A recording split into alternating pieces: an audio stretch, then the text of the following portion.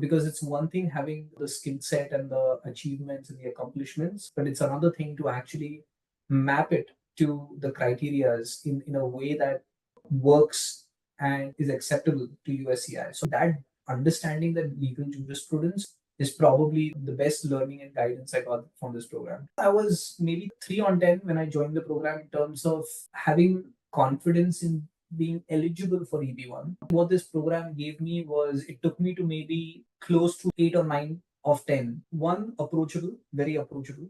If whenever I've had a question which was not answered through one of the sessions that were already taken in the past or the learning resources available, you would always be approachable to share your perspective on that question.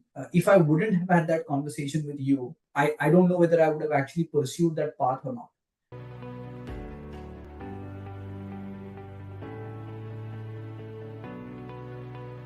Parth, congratulations for becoming the 17th EB1A achiever from the program. Thank you. Thanks a lot.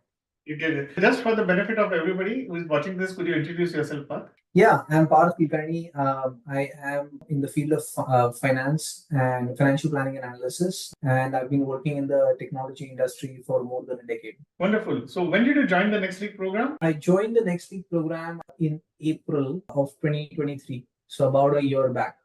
It is exactly in 1 year preparation. You got your EB1A today. That's wonderful.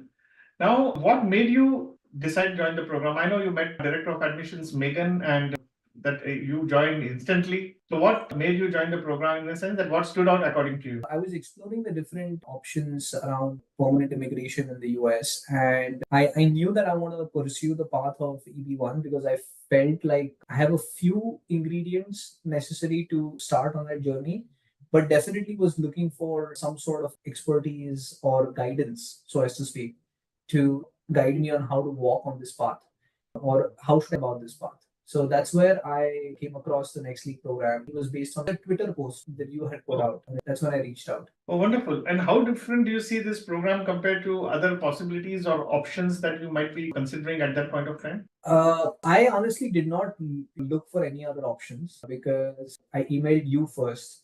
And then we had a little bit of an email conversation back and forth. And then you suggested that Megan will reach out. And that's when I spoke to Megan. And when I spoke to her, I knew that, okay, this is the path that I want to take. Oh, wonderful. And let me ask you another question. Before joining the program and after joining the program, what was your confidence level in both the cases? I compare this to what happens generally when you join a new company, in that you have a steep learning curve, but you don't understand that there is a steep learning curve until you've been in that company for the first 1 or 2 months. So when I joined the program for the first 1 or 2 months, I was just trying to absorb everything, and then there was a steep learning curve in terms of how much I need to more understand the legal jurisprudence on EB1. How does it work? What is exactly that USCIS is looking for? Because it's one thing having the skill set and the achievements and the accomplishments, but it's another thing to actually map it to the criterias in a way that works and is acceptable to USCI. So that understanding that legal jurisprudence is probably the best learning and guidance I got from this program. Wonderful. So on the scale of 1 to 10, if I have to ask you, how much confident were you before the program and after the program? How would you place that? I was maybe 3 on 10 when I joined the program in terms of having confidence in being eligible for EB1. What this program gave me was it took me to maybe close to 8 or 9 of 10 because it basically filled in the knowledge gaps that I had about the legal jurisprudence, as I said. How should one write recommendation letters? How should one write a petition, and so on? So, understanding the technicalities and the nuances involved was what took me from the 3 to 8, 9. Wonderful. And at what stage, after having joined the program, were you so confident that it was only a matter of time for you now to become EB1? Maybe after the first 2 to 3 months itself. Because again, probably there were 2 criterias that I continued working on after joining the program, but everything else was mostly a reflection of my past experience and past work. There were maybe 2 criterias that I pursued more of when I joined the program. So when I joined the program, as I mentioned, understanding the legal jurisprudence, I knew it was a matter of time. Now I didn't know how much time it would take, but it was a matter of time. Maybe after 3 months, joining the program, because I knew that I have the guidance in place to ultimately get me to my end goal. But at that point of time, it was very difficult to know whether it would be a 1 year journey or a 1.5 year journey or a 6 month journey. That's a benevolence of time is completely a different thing. It depends on how much efforts you Right. are and the timeline for the efforts which are output, which is not in your control necessarily. So that's wonderful. And what has been your experience working with me so far? One, approachable, very approachable.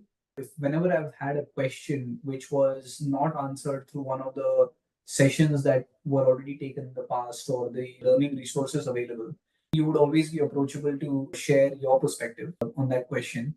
The second one is creativity. That is very important, especially when it comes to immigrant visas like EB1, because it's not an EB-C application or it's not a EB2 application. EB1A requires that creative perspective as part of the petition. So definitely you have a very creative hat that you wear. And lastly, I would say is your motivation to persevere and keep yourself motivated. For example, me motivated to stay on the path, because what happens is this is a very, I would say, challenging journey that everyone goes through. At many times, what happens is you feel like you're doing a lot of work, but you're not seeing the results of it. So, how do you keep at it, keep the mindset, and keep pursuing and keep yourself motivated? That inspiration or that guidance basically is something that you kept going, kept giving me all through the time. So I would say approachability, creativity, and the inspiration to keep going. I've been an educationist all my life, and I can tell you from with a conviction that a good teacher is not solely good teacher or educationist because he can teach well. You get good students also, actually. So congratulations, you also are one of the best students. I must tell you this, say this to you. Your approach, your humility to learn things and accept things, that also helps. And particularly, I always want all the EB1A achievers from the program to imbibe this particular quality, which I feel is very important. Thank you. Thank you. Sure, sure. And anything that surprised you about the program, which you were not anticipating or something that... No, no. Okay. And what are your next action steps now since you have got EB1A fulfilled right now? It would definitely, one is to take at least a few days to celebrate with family. So it's definitely taking a little bit of a mental break, because it's quite a mental journey to go through EB1. So taking a little bit of a mental break, I would say, is the thing I'm looking forward to. Wonderful. Now, we get a lot of people who want to aspire for EB1A, but almost 5 out of 10 people feel that EB1A, they are not cut out for that. It's very esoteric. It's Einstein visa, extraordinary, and they will never achieve it in their lives. What is your message to those people? I was also maybe of that opinion until I started doing my own research in somewhere in the year 2022. And it's definitely one of the toughest visas to get. There is no doubt in that. But what I would say is that if you believe you have the skill sets and if you have the experiences and the knowledge base, which make you stand out in your own field, and everyone is the best judge of whether they are in that position or not. If you have that, it's worth just reaching out to somebody like you or somebody else who might have got an EB1 to discuss this with them, saying, hey, here is how I'm thinking about it. Here is my profile. I'm pretty sure there is a long way to go for me to get an EB1, but do you think that at least ready to start on this journey? At least having that conversation with somebody is very important. If I wouldn't have had that conversation with you, I don't know whether I would have actually pursued that path or not. I knew I want to pursue it, but I didn't have that, yes, you're ready for it, motivation. So my suggestion would be have a conversation with an educationist like you, or if anyone who's got EB1, and then you can decide what is the best next step. Okay, also there's another aspect that pops up is about joining the program. People think, oh, whether the amount of money that they invest, is it worth it or not? What is your message to those people? So my message on the monetary aspect of the program would be that think about this as an investment in your career and your family stability in the future. Because for people who want to pursue this path, there might be many reasons of why do you want to do that. But if you believe that this path is the best immigration approach for you, the monetary aspect of this program would then be an investment towards that. So it's a step in that journey. Now, what I do want to make sure is that this program does not hand you things on a platter. It's not a kit that you can buy and you can use that kit to get an EB1. That's not what this is. This is like how somebody goes to school or somebody goes to college. You learn things and then you need to apply them by yourself in practical life. So, but you still pay fees to the school or you pay fees to the college because that's where you learn things. So that's how about this investment as well. Okay, absolutely very fair. There are people whom we see, especially from India, are applying for EB1. They are looking for shortcuts. There are 1,001 things that are happening around. People think that they can get ready-made patents, ready-made citations. They want just things to be done for them because they feel that, okay, fine, there is some feeling of entitlement that creeps in. And we don't know where this is going to lead to at a point of time. I'm sure USCIS will not appreciate this. And you are a person who believes in ethical approach. What is your message for people who are looking for shortcuts? I would say that ethics is important across all walks of life, right? Whether it is professional career, whether it is your path to pursue for an EB1 as well. Ultimately, I can only give my example, and that's helpful to answer your question.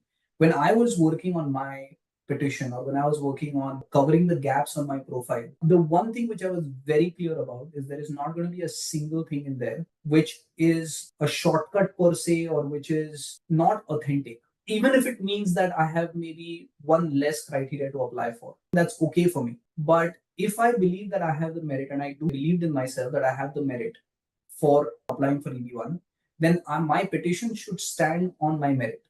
It shouldn't stand on the things which are not real or not authentic.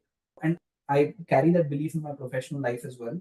So that was a mantra that I had when I got on this journey. And I would suggest and recommend the same for everyone. It might take time to reach your end goal, but if you do it in the authentic way, you will never repent. That's very well said. And what's your message to people in the program now?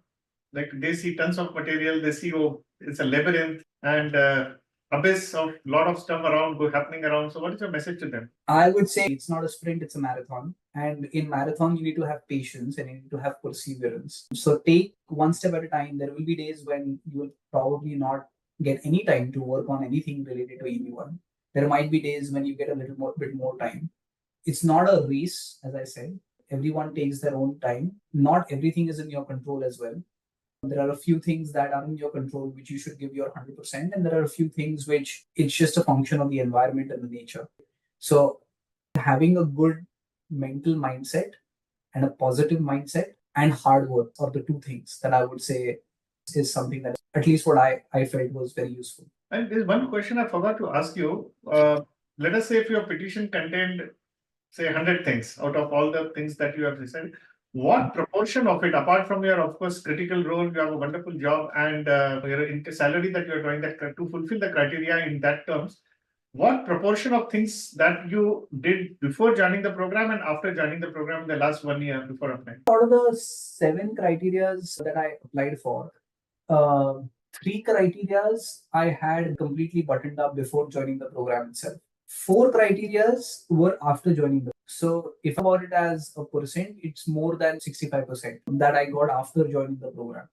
Again, it was not that the program told me how to do X. Like it didn't tell me to, okay, here is how you do AB, but it tells you to think creatively.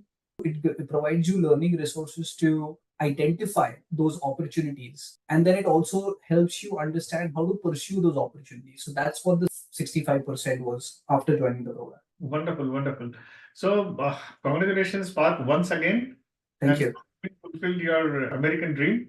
So that's really wonderful to have you as a student. Thank you. Likewise. Thanks a lot, Ranjeet.